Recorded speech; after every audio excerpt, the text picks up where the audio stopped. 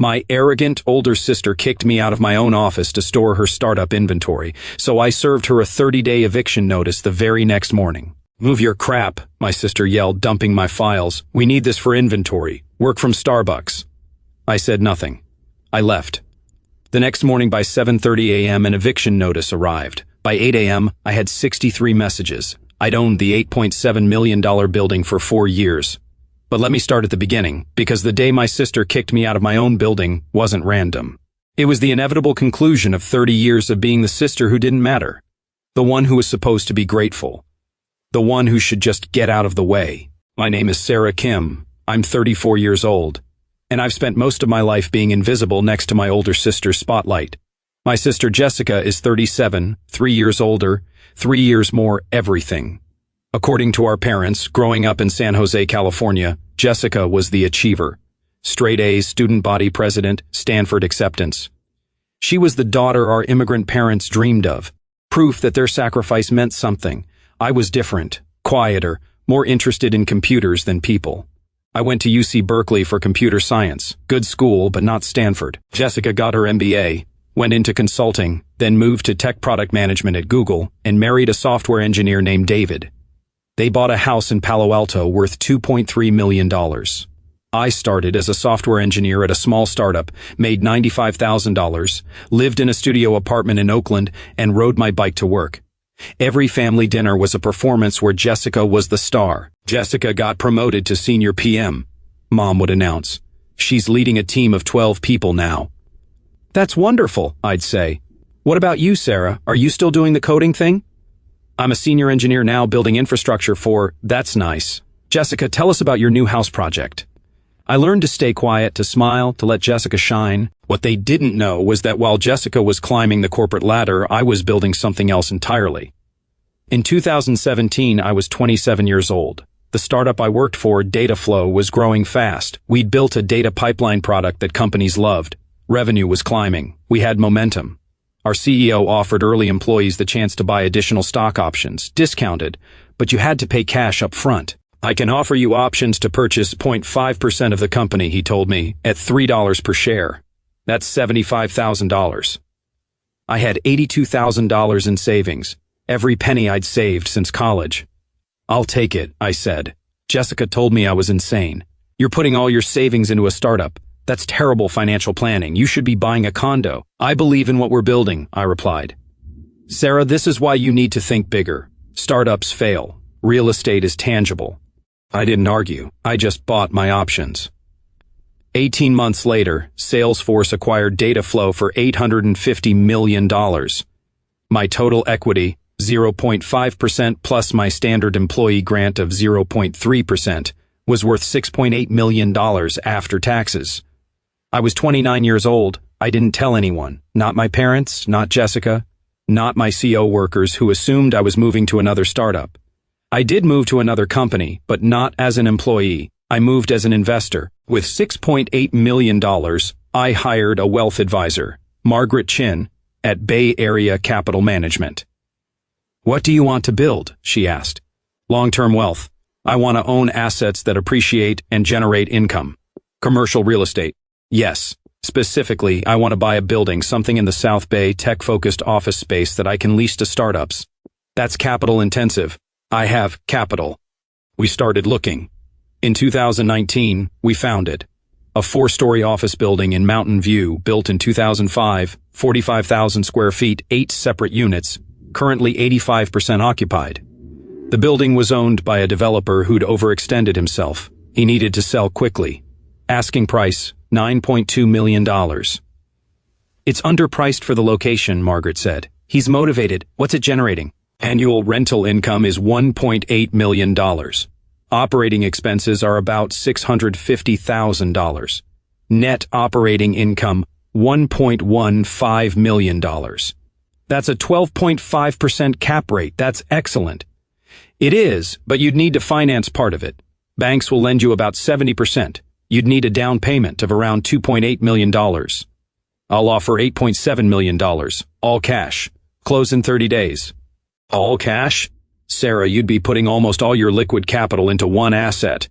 I believe in this market. Tech is growing. Office space in Mountain View will always be valuable. Margaret paused. We're creating an LLC, Kim Property Holdings. You'll own the building through the entity. Protects you from liability. Perfect. We closed on November 15, 2019. I paid $8.7 million cash for a commercial building in Mountain View. My family thought I was still working as a software engineer living in my Oakland studio. I hired a property management company, Premier Commercial Management, to handle day-to-day operations. I reviewed financials monthly but stayed hands-off otherwise. By 2020, I'd increased occupancy to 95%. Annual revenue $1.9 million, net operating income $1.25 million. By 2022, I'd raised rents in line with market rates. Annual revenue $2.3 million, net operating income $1.65 million. The building had appreciated to $11.2 million.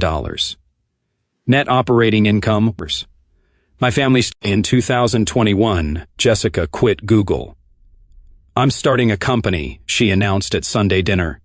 That's exciting, Mom said. What kind of company? Direct-to-consumer wellness products, supplements, skincare. We're calling it Vitality Collective. That sounds wonderful, Dad said. Very entrepreneurial. Jessica looked at me.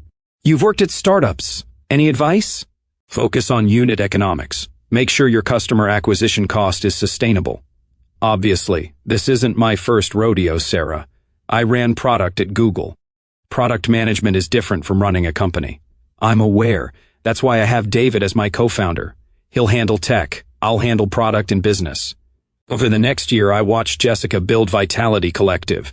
They raised a seed round, $2 million from angel investors and a small VC firm. They hired 12 employees. They launched their first products. The company looked impressive from the outside. Beautiful branding, active social media, press coverage in TechCrunch. But I saw the numbers. Their customer acquisition cost was $180. Average order value was $95. They were losing money on every customer. How's the company doing? I asked at dinner one night. Amazing. We're growing fast. Tripled our revenue last quarter. What's the revenue?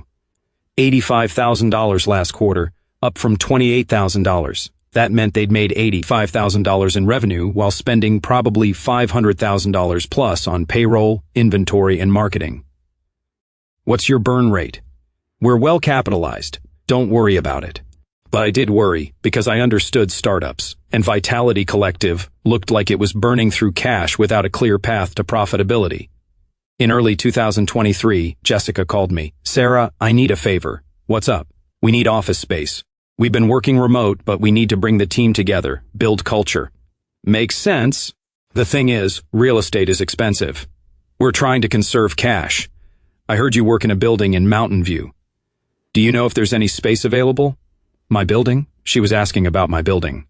I can check. What are you looking for? Maybe 3,000 square feet, something we can fit 12 people plus room to grow. That's pricey. Mountain View office space runs about $4.50 per square foot per month. You'd be looking at $13,500 monthly. Ouch, that's steep. That's market rate. Well, see what you can find. Maybe there's something cheaper, or maybe the landlord would be flexible for a startup. I called my property manager, David Chin, at Premier Commercial Management. David, I have someone asking about space. My sister, she wants 3,000 square feet for her startup. Unit 3B is available. 3,200 square feet. We're asking $4.50 per square foot. That's $14,400 monthly. What's our flexibility on price for a quality tenant with good credit? Not much. Market is strong, but family is family. What do you want to do? Let me think about it. I thought about it for 3 days. About whether to reveal that I own the building. About whether to give Jessica a deal. In the end, I decided to stay anonymous. Rent her the space at market rate through the LLC. Keep my ownership private. David, let's rent her Unit 3B. Standard lease terms. Market rate. She doesn't know I own the building. Keep it that way. Understood. Jessica signed the lease in March 2023. Vitality Collective moved into Unit 3B, $14,400 per month. 3-year lease. At family dinners, she talked about our new office in Mountain View. The landlord is some investment company, she said. Very corporate, but the space is perfect for us. I smiled, said nothing. You should come visit, Jessica said to me. See what a real startup looks like. Maybe I never visited as her sister, but I visited the building twice a month as the owner. I walked past Unit 3B, saw through the glass walls, saw her team working, saw the Vitality Collective logo on the wall. She had no idea she was paying me rent. By mid-2023, Vitality Collective was in trouble. They'd burned through their seed round. They needed more capital, but VCs weren't biting. The market is tough right now, Jessica said at dinner. Investors are being conservative. What's your runway? I asked. We have about 6 months of cash. We're looking at a bridge round, just need to get us to profitability. What's your path to profitability? We're increasing prices, launching new products, cutting costs. What costs? Salaries. We're doing layoffs, reducing the team from 12 to 7. What about the office? We need the office. Culture is important. We're keeping it. I did the math in my head. $14,400 monthly rent times 12 months. $172,800 annually for a company that was making maybe $400,000 in annual revenue while spending $1.5 million. The office was bleeding them dry. But Jessica didn't see it that way. To her, the office was a symbol of legitimacy, proof that Vitality Collective was real. By November 2023, things got worse. The bridge round fell through. They had 3 months of runway left. Jessica called me. Sarah, I need help. What kind of help? Financial advice. You're good with money. I need to cut costs, but I don't know where. Show me your financials. She sent me a spreadsheet. Revenue, expenses, cash balance. It was worse than I thought. They were burning $95,000 per month. Revenue was $32,000. They had $275,000 in the bank. You have 3 months, I said. I know. That's why I'm talking to you. Your biggest fixed cost is payroll, $58,000 per month for 7 people. I can't cut more people.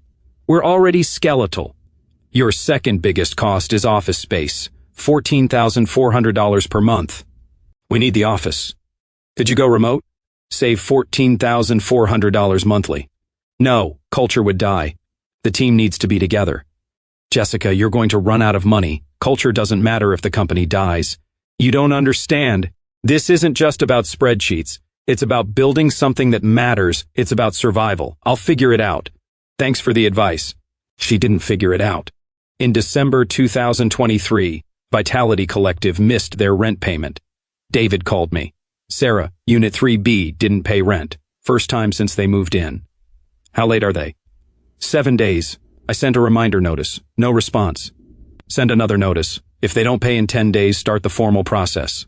You sure? It's your sister. Business is business. Jessica paid 14 days late with a note. Sorry for the delay. Cash flow timing issue. January 2024 rent was also late. 17 days. February rent was 23 days late. I didn't reach out to her. This was between her company and my LLC. I stayed out of it. But at family dinners, the stress was visible. Jessica looked exhausted, thinner, dark circles under her eyes. How's the company? Mom asked. Fine, just busy. Are you sure? You look tired. Startups are hard, Mom, but we're making progress. She wasn't making progress. She was drowning. In March 2024, they didn't pay rent at all. David called me. No payment, no communication. What do you want to do? Send a notice of default. Give them 10 days to cure or we start eviction proceedings. You want to evict your sister? I want to enforce the lease. This is a business relationship. If she can't pay rent, she can't occupy the space. I'll send the notice. Jessica called me that evening. Sarah, did you know the landlord is threatening to evict us? What happened? We're behind on rent, just a few weeks, but they're being really aggressive about it. How far behind? Like 6 weeks, maybe $20,000 total. Actually, $43,200. 3 months of rent. Jessica, that's 3 months. I know, but we have investors coming to visit. We need the office to show them we're real. If we get evicted, we lose the funding round. Can you catch up on rent? If we get the funding, yes, but we need 30 days, maybe 60. Have you talked to the landlord? I tried. There's some faceless LLC. The property manager just sends form letters. No flexibility. Maybe if you explained your situation. I tried. They don't care. Corporate investors, they just want their rent check. I said nothing. Can you lend me $20,000? Jessica asked. Just to catch up on rent. I'll pay you back when we close the round, Jessica, please. I'm desperate. This company is everything to me. I can't let it die because of some greedy landlord. I took a breath. I can't lend you $20,000. Why not? You make good money, you live in a studio, you have savings. My finances are more complicated than you think. What does that mean? It means I can't just hand you $20,000. Some sister you are, she hung up. In April 2024, we started formal eviction proceedings. Legal notice, court filings, the whole process. Jessica was furious. At family dinner, she ranted about the corporate vulture landlord who wouldn't work with startups. They're killing my company, she said. Over $43,000, that's nothing to them but everything to us. Maybe you should have paid your rent, Dad said carefully. I was trying to keep the company alive. Rent or payroll? I chose payroll. I chose keeping my team employed. But you signed a lease, Mom said. I know I signed a lease, but there should be some humanity in business. Some understanding that startups are hard. I ate my dinner silently. Sarah, you're quiet, Jessica said. What do you think? I think landlords have expenses too. Property taxes, maintenance, mortgages. They can't just forgive rent because a tenant is struggling. That's cold. That's reality. You sound like a capitalist robot. I sound like someone who understands business. Whatever. You've never built anything. You just write code for other people's companies. You don't understand what it's like to have everything on the line.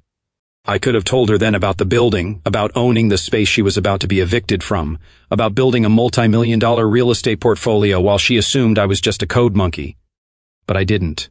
I just kept eating. On April 15th, 2024, Jessica got approval from an investor for emergency bridge funding. $250,000, enough to pay back rent and buy 3 more months of runway. She called me, excited. We're saved. The investor came through. We can pay the rent, keep the office. That's great. I'm going to go to the office tomorrow, pay in person, show the property manager we're serious. Good idea. The next day, April 16th, I had a meeting scheduled with David Chin to review Q1 financials. We'd scheduled it weeks ago, 10 a.m. at the building. I arrived at 9:45 a.m., parked in my reserved owner's spot in the garage. I went to the building manager's office on the first floor. David was already there, preparing documents. Ready to review numbers, he asked. Let's do it. We went through the financials. Revenue was up 8% year over year. Expenses were controlled. Net operating income was strong. What about Unit 3B, I asked. Are they current now? Not yet, but the tenant called yesterday. Said she's bringing payment today. Cashier's check for full back rent. Good.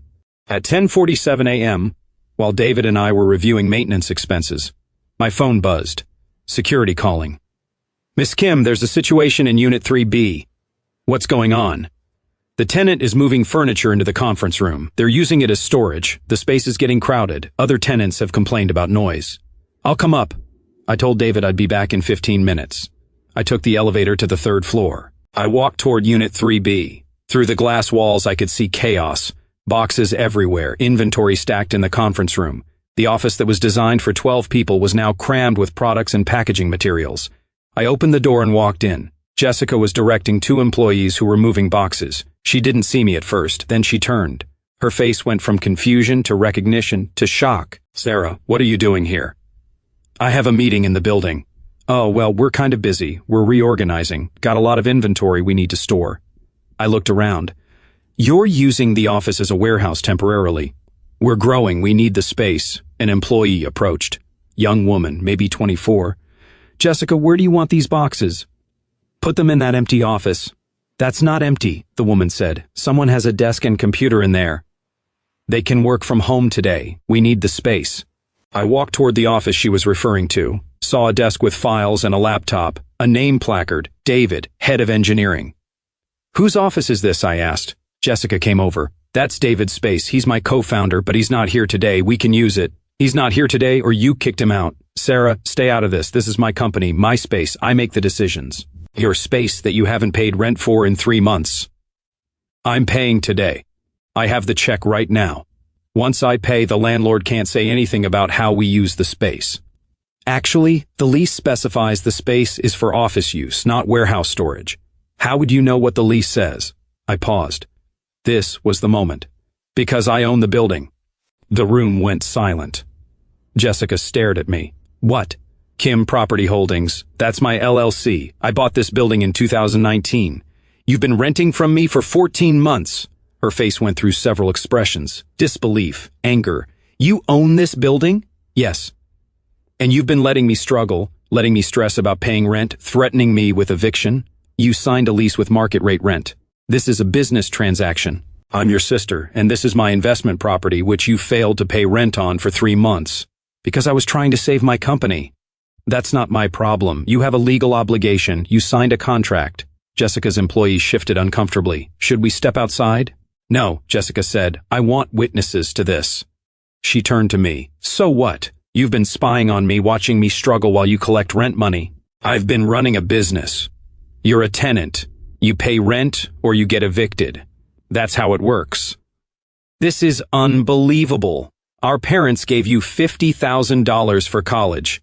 Where do you think you got the money to buy an $8.7 million building? I earned it from a startup acquisition. I invested it wisely. I built something. You built something by being secretive and manipulative. I built something by working hard and making smart decisions, which apparently you don't respect. Jessica grabbed a box of my files from David's desk, dumped them on the floor. Move your crap out of my office. It's not your office, it's my building. We're paying rent. As of today, we're current, which means you can't evict us and you can't tell us how to use the space. Actually, I can. The lease prohibits using the office as a storage facility. What you're doing right now is a lease violation. Are you serious right now? Completely. Either you move this inventory out, or I start eviction proceedings based on lease violations instead of non-payment. Jessica walked toward me, got close. Her face was red. You know what your problem is? You're so busy being clever and secretive that you forgot how to be human, how to be family, and you're so busy playing entrepreneur that you forgot business has rules. Rent is due on the 1st of the month. Leases have terms. None of that changes because we share DNA. Move your crap, Jessica suddenly yelled at David's desk. She grabbed his laptop, his files, threw them into a box. Work from Starbucks. We need this space for inventory. I watched her destroy someone's workspace, watched her unravel. I'm leaving, I said calmly. You have until end of business today to remove all non-office inventory from this space. If it's still here tomorrow, you're in violation of your lease. I'll send you written notice. Go ahead, send your notices. I have an investor meeting next week. They're coming here. They need to see we're real. I'm not moving anything. Then you'll be evicted. I walked out, took the elevator back to the first floor. David Chin was waiting. How did it go? Send her a lease violation notice. Inventory storage is prohibited. She has 24 hours to comply or we proceed with eviction based on material breach of lease terms. Even though she's paying the back rent, she missed the 3-month deadline. We already started eviction proceedings. The payment doesn't cure the violation, and now she's in violation of the use restrictions. Document everything. Understood. I left the building, got in my car, and drove back to my actual home. A 3-bedroom condo in Sunnyvale worth $1.9 million that my family also didn't know I owned. I said nothing. I left. The next morning, April 17, 2024, at 7:30 a.m., David sent the formal eviction notice via email and certified mail. By 8 a.m., my phone had 63 missed calls and messages. Jessica, you can't do this. Jessica, I'm bringing you the rent check today. Jessica, please, I'm begging you. Mom, Sarah, what is going on? Jessica called crying. Dad, call your sister. She's in crisis. Jessica, my investor is coming Monday. Monday, I need the office. Jessica, how can you do this to family? I didn't respond to any of them. At 10 a.m., Jessica showed up at the building with a cashier's check. David called me. She's here with $43,200. Wants to pay rent and stay. Too late, the eviction is proceeding. She has 30 days to vacate per the court order. She's crying in the lobby. That's unfortunate, but business is business. Sarah, don't. I know it looks harsh, but she's had months to fix this. She made choices. Now she faces consequences. By noon, Mom was calling me every 15 minutes. I finally answered, Sarah, you need to stop this. Stop what? The eviction. Jessica showed up with rent money. You need to accept it. The eviction is based on multiple factors now, non-payment and lease violations. She turned the office into a storage facility, so she's paying rent 3 months late after ignoring multiple notices, and she's using the space in violation of her lease terms. Since when are you a heartless landlord? Since I invested $8.7 million in a commercial property that requires professional management. You own the building? Mom asked. I've owned it since 2019. I'm a property owner. I have multiple assets. I'm financially successful. But none of you noticed because you were too busy celebrating Jessica's startup. We didn't know because you didn't ask. Just like Jessica didn't ask who owned the building she was renting. She just assumed it was some faceless corporation. Easier to be angry at corporate vultures than to consider that maybe she'd made poor business decisions. She's your sister and this is my building. She signed a lease. She violated it repeatedly. Now she's facing the consequences of her choices. Mom started crying. You're destroying her dream. Her dream was already dying. I'm just enforcing the lease agreement she signed. I hung up. Dad demanded an emergency family dinner. We need to resolve this as a family. We met at their house in San Jose on April 20th, 2024. 4 days after the confrontation, Jessica arrived with David, her CO founder husband. They looked exhausted. Thank you all for coming, Dad started. We need to figure out a path forward. There's nothing to figure out, I said. Jessica has a 30-day eviction notice. She needs to vacate the property. Sarah, please, Mom said. Can't you show some flexibility?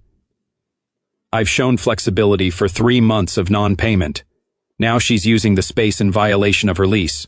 There's no more flexibility. Jessica leaned forward. I have an investor coming Monday. If I don't have an office, the deal dies. If the deal dies, the company dies. Everything I've worked for 2 years of my life. That's not my responsibility. You could fix this with one phone call. I could, but why should I? Because I'm your sister. So, you've treated me like I don't matter for 30 years. Every family dinner was about your achievements, your promotions, your house, your startup. I was just the quiet little sister who coded for other people. Remember that phrase? Sarah just writes code for other people's companies. You said that 6 days ago. Jessica looked down. I've built something significant, I continued. A real estate portfolio, financial security, success by any measure. But none of you knew because none of you asked. You were too busy assuming I was less than you. That's not fair, Mom said, isn't it? When's the last time you asked about my work, my life, my accomplishments? It's always about Jessica, always has been. We're proud of both our daughters, Dad said. No, you're proud of Jessica. I'm just there, the backup daughter, the one who should be grateful to be included. Sarah, Jessica started. I bought that building when I was 29 years old. Paid $8.7 million cash. Built a business model that generates over $1.6 million in annual net income. My net worth is nearly $10 million. And none of you had any idea because you never looked past your own assumptions about who I was. The room was silent. So, no, I said, I'm not going to save your startup by forgiving rent or overlooking lease violations. You signed a contract. Live with it. David, Jessica's husband, spoke for the first time. What if we pay the back rent plus a penalty and move the inventory out immediately? The eviction is already in process. Legal fees have been incurred. Court dates are scheduled. How much would it cost to stop it, he asked. More than you have. And more than I'm willing to negotiate. Name a price. I looked at Jessica. There is no price. This isn't about money. This is about consequences. 4 years of being dismissed. For being kicked out of my own building because you needed storage space. For being told to work from Starbucks like I was the one who didn't matter. I didn't know it was your building. Exactly. You didn't know, didn't ask, didn't consider that maybe, just maybe, I'd built something significant. You just assumed the landlord was some evil corporation you could bully and manipulate. Jessica was crying now. So you're going to destroy my company to make a point. I'm not destroying your company. Your company destroyed itself with unsustainable unit economics and poor cash management. I'm just enforcing a lease agreement. Mom stood up. Sarah, if you do this, you're choosing money over family. No, I'm choosing boundaries over enabling. Jessica made choices, bad choices. She gets to live with them. We didn't raise you to be this cold. You didn't raise me at all, Mom. You raised Jessica. I just sort of existed alongside her success. I stood. The eviction stands. Jessica has 26 days left to vacate. I suggest she use them to find alternative space or wind down the company. Either way, this conversation is over. I left. Jessica vacated Unit 3B on May 15, 2024, one day before the final eviction deadline. Vitality Collective shut down 3 weeks later. The investor deal fell through without an office to show. They couldn't project legitimacy. The company dissolved. Employees were laid off, assets liquidated. Jessica blamed me publicly. On LinkedIn, she wrote, "Sometimes the biggest obstacles to success are the people closest to you. Family isn't always support. Sometimes it's sabotage." I didn't respond. My parents stopped inviting me to family dinners. I was too focused on business, too cold, not the daughter they thought they raised. Fine by me. 3 months later, in August 2024, David, Jessica's husband, reached out to me. "Sarah, can we talk? Just you and me." "No, Jessica." "About what?" "About what happened, and what happens next." We met at a coffee shop in Palo Alto. "Jessica is angry," he said. "Probably will be for a long time. I know, but I wanted to tell you something. You were right." I looked up. The company was dying, David continued. Terrible unit economics, unsustainable burn rate. We were never going to make it. The office was bleeding us dry. You evicting us probably saved us from 6 more months of suffering and debt. Tell that to Jessica. I have. She's not ready to hear it yet, but she will be eventually. And I also wanted to say I'm impressed with what you've built. I did some research after everything happened. Your building is just one asset. You own other properties too. Yes, that's incredible. You built real wealth while everyone was focused on startups and exits. Smart. Thank you. Jessica feels betrayed, but honestly, I think she's just shocked that you were more successful than her and she never knew. That's her issue to work through. It is. He paused. I'm starting something new, smaller, more focused, better unit economics. Would you consider investing?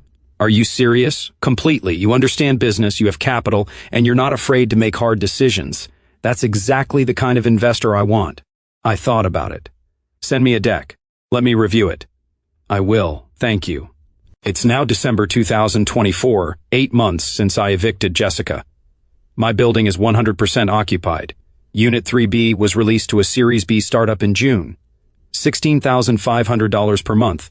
A 20% increase over what Jessica was paying. Annual revenue from the building, $2.5 million. Net operating income, $1.8 million. The property is now valued at $12.4 million. I invested $200,000 in David's new company. Convertible note, reasonable terms. I'm a passive investor, no drama, just business. I bought another building, a small office complex in Fremont, $6.2 million. My portfolio is expanding.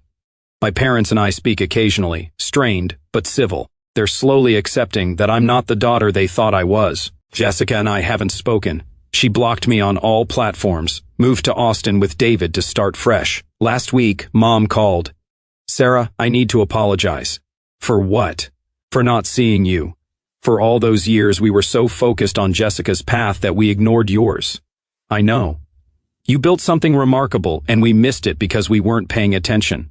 You weren't looking. No, we weren't, and I'm sorry. Thank you. Do you think you and Jessica will ever reconcile? Maybe when she's ready to see me as an equal instead of as the little sister who should have stayed in her place. That's fair. She was wrong about a lot of things. Yes, she was. But Sarah, you were harsh. I was fair. There's a difference. Mom sighed.